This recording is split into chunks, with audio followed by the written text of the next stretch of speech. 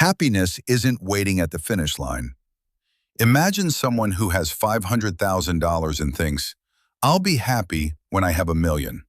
So 500,000 isn't enough. 700,000 still isn't enough. Even at 900,000, he feels like something is missing because he has placed happiness at the $1 million mark.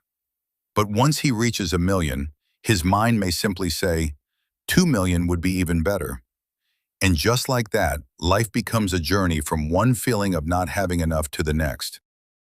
Not because we truly have nothing, but because we keep attaching happiness to something that hasn't happened yet. I'll feel at peace when I have enough money. I'll be happy when I meet the right person. I'll love myself when I look the way I want to look.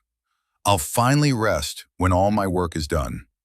But the work is never completely done, and our desires rarely stop on their own.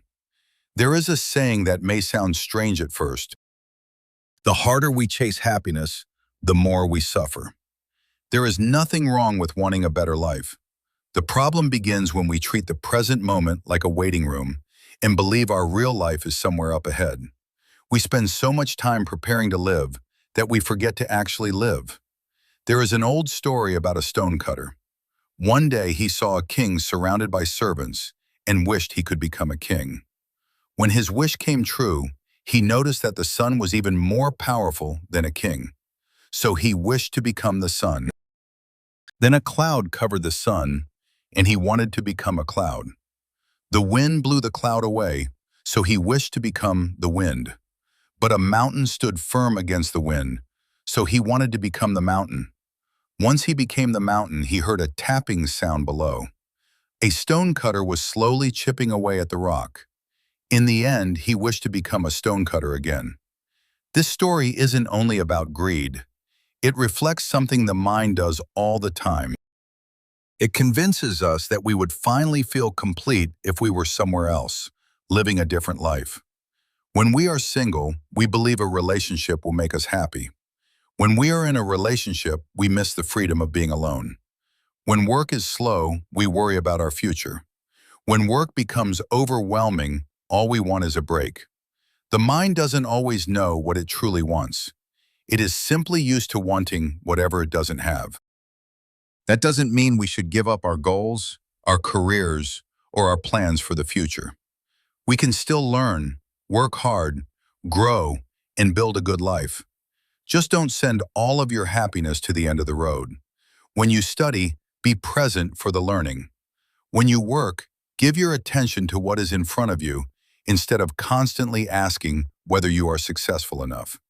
Some days you will make great progress.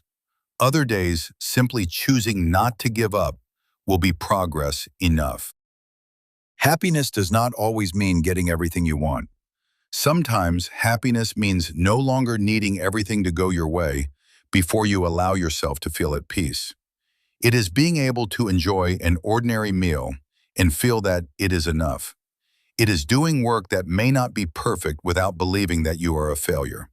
It is having goals without using your achievements to measure your worth. It is loving someone without expecting them to fill every empty space inside you. You can keep building your future, but while you are building it, don't forget the person who is living today.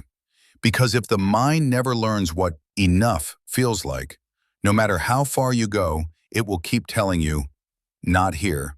Happiness is still somewhere ahead. Maybe happiness isn't the moment when nothing is missing from your life. Maybe happiness is being able to appreciate what is already here, take care of what needs your attention, and stop postponing your life while waiting for a more perfect day.